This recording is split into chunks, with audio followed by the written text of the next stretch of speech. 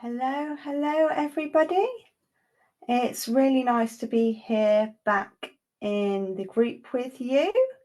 It's been a little while, I think, since I last came on and spoke to you. I hope you're all doing really well. So I really wanted to try and get back into the routine of jumping in the group about once a week to deliver some kind of value to you, a little bit of live training, some exercises, bit of information. And I was like, how am I going to start this? What should we do first? So I thought, let's just go back to the beginning. And I'm just going to give you a little bit of an outline about what exactly grief is, different types of grief, and how to record your own kind of grief or loss timeline. This is a really interesting exercise, so please do stay tuned to the end. And I think you'll be pleasantly surprised actually by the results that you'll get from that. So as you may or may not know, you've probably seen a lot of my time recently has been taken up with the When Hearts Heal book and then the book launch. I just want to say a massive thank you if you bought a copy. We raised an incredible amount for charity. So thank you so much for your support. I've also had the absolute pleasure of being interviewed on a number of different podcasts. I'm slowly also launching these into the group for you to listen to in your own time. And I would love to know your thoughts on them. And I just want to say a massive thank you to all of the incredible hosts that have had me on their shows. So today I want to kind of go right back to the beginning, like what is grief? So grief is what is going on inside of us. It's the internal process or the journey that we go on after we have experienced some form of loss. I know a lot of you may have experienced bereavement, and that is the number one thing that everybody always thinks of when if you say grief, you think about death. But grief is so much more than just bereavement. And I want to just let you know that this group is for anybody who's experienced any form of loss, not just bereavement. That can be like the loss, like we said, bereavement, the loss of a loved one, the loss of a friend, the loss of anybody in our lives that we truly cared about. It can also be through the loss of yourself, whether that's through accident, illness, bullying, or a diagnosis. Loss of health. You know, our health is such an important part of who we are and what we are. You know, living with me, myself, you know, I have to put my health first, and it's taken me a long time to actually be able to do that, you know. And I think especially we're so good at looking after everybody else, but we have to look after ourselves as well. It can be the loss of a relationship, you know, the loss of love. Even if that was a mutual breakup or the loss of a friendship, or even if you felt like you were the one that initiated the breakup because that just relationship wasn't serving you anymore, that still comes with a massive amount of grief. It could be lost through adoption. It could be going through a divorce yourself, or experiencing your parents divorcing when you're a young child, or even maybe never having met your parents. You know, there's that grief for the relationship that never existed. It's could be the loss of a safe, happy, normal childhood. Something happened, some kind of traumatic experience that you went through that then changed your life completely. It could be the loss of a child, or going through a miscarriage, or even finding out that you can't have children. You know, those are all massive grief things that we can go through. Loss of stability, whether that could be losing your job or a career, could be losing your home. Could be the loss of a life that you dreamed. You imagined life was going to go one way and the universe had a different idea for you. That can be causes a massive amount of grief. And another kind is the loss of a pet. I know here in the UK, we are a massive nation of animal lovers. I have 4 cats and 2 dogs, and they are part of my family, and I can tell you that when they're gone, it's going to be a massive hole in my life, and that kind of grief, especially if you're at home with them a lot, can be just as intense as any other form of grief. So those are a few different situations that may lead to grief. And I also just want to touch on the fact that whatever you're experiencing is right for you, and that trauma is different for every single one of us. What is a traumatic event for one person may or may not be a traumatic event for another person. So whatever you've been through and whatever you've experienced, know that you're seen, held, and witnessed. This is a safe space. I want to encourage you to ask any questions, reach out for any support. I am a qualified grief educator. I recently completed my qualification with David Kessler, and I'm also a certified grief coach and also certified in pet loss grief as a separate certification as well. So grief doesn't have a timeline. There are different stages to grief. We can kind of have that anticipatory grief, which is the grief that comes before a death or an event. You have the acute grief, and that is what you're experiencing when it's just happened. Then we have early grief, which is the first kind of year, 2 years of grief, and those are some of the most hardest and some of the darkest moments. And then we have mature grief, which lasts with us for the rest of our lives, because I think this is another common misconception, is that once grief enters your life, it never leaves our life. It's here to stay, and it's about learning to live with the grief rather than fighting against it. So what are different types of grief? Just going to go through a few of these for you.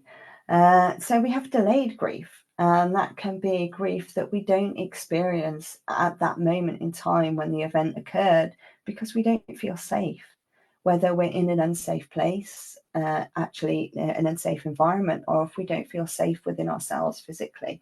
And safety is one of always my biggest priorities when working with any of my clients. When we're living in survival mode, our body and our mind and our energy field is just literally trying to survive. So we haven't got the mental capacity to be able to grieve at that moment. So the grief in that sense can come a lot later. And sometimes you might not even realize that it is grief. You need to kind of drop into yourself to work out that that's the emotion that's coming through. We have disenfranchised grief. So this can be grief that we can be judged by society or minimalized by society. For example, grief associated with chronic illness and pet loss are two types of grief that are quite often disenfranchised. So, just show compassion to anybody who opens up to you about a form of grief, because you never know, you might be the first person that they've spoken to about. Ambiguous grief, that's grief that's hard to see, grief that's clouded by other emotions that we don't immediately associate with grief. We can have inconclusive grief. So if there's no body to grieve, or if there's hope, this kind of conspiracy theories, it's really hard to actually move through that grief. We have complicated grief, and there's kind of a theory that most grief is complicated because it's always tied up with various other different emotions.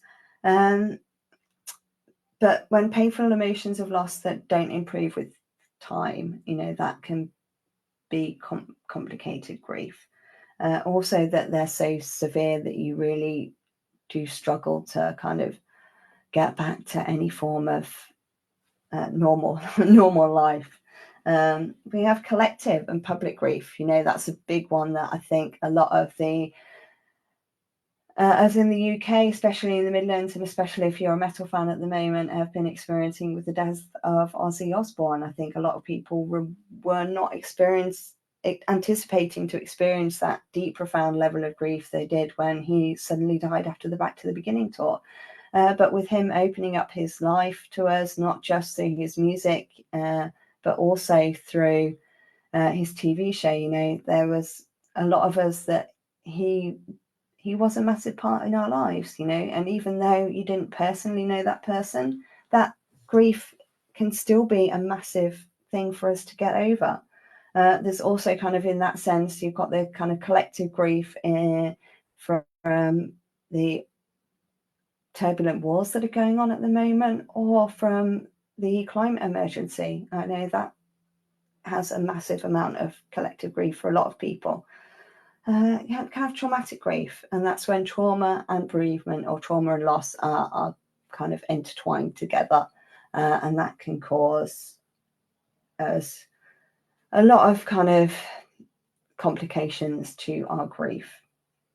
We have anticipatory, I can't say that word today, anticipatory grief, which is the grief that comes before we know what it is that we've lost. So if we know somebody is ill, or we know that we're going to lose something, you've just been given served notice on your house or something, you've got that anticipation of that you're then going to lose that item. Cumulative grief, and I do believe that all grief is cumulative. I can't say that word today either. I do apologize. Cumulative, because they stack on each other, and one loss, when we go through one loss, it can bring back emotions of previous losses.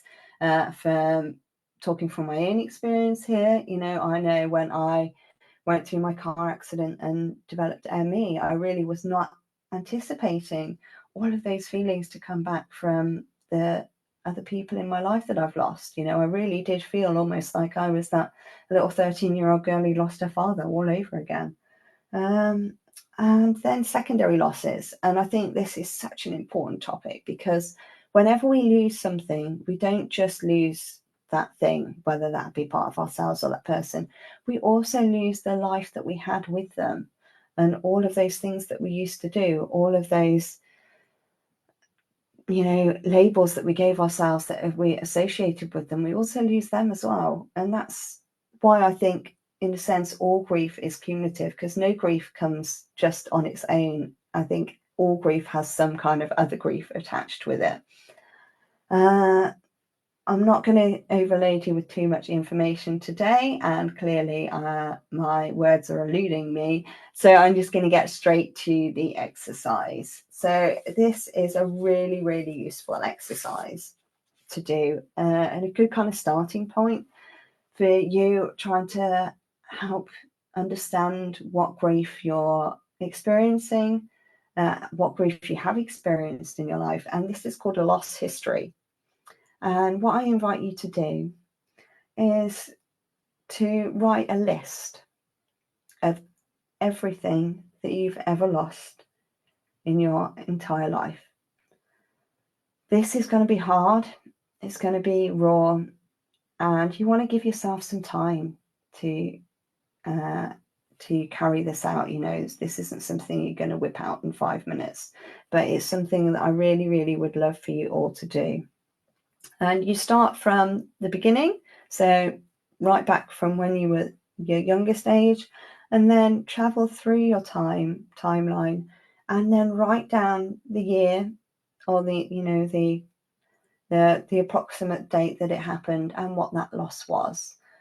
So that's going through all of the people that you may have lost, the parts of yourself that you may have lost, the pets you may have lost, the jobs you may have lost, the relationships.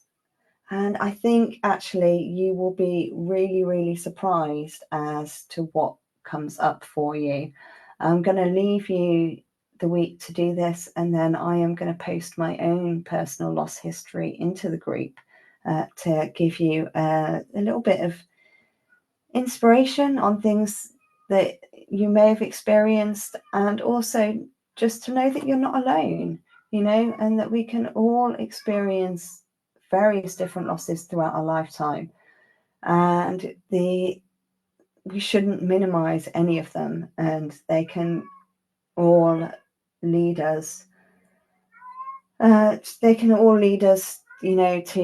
feeling and experiencing grief. So this is a really good place for us to kind of get back into training, get back to starting building this community and helping to support each other through our grief.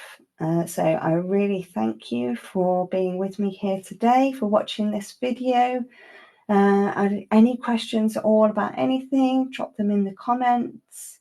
I'm here to support you in any way that I possibly can. So thank you so much. And as I said, I'll be posting my loss history in the group later on in the week. And I would love to know what you think about this exercise and how you found it. So thank you so much. I hope you all have a fabulous week, and I look forward to being live with you again very soon. Thank you. Bye-bye.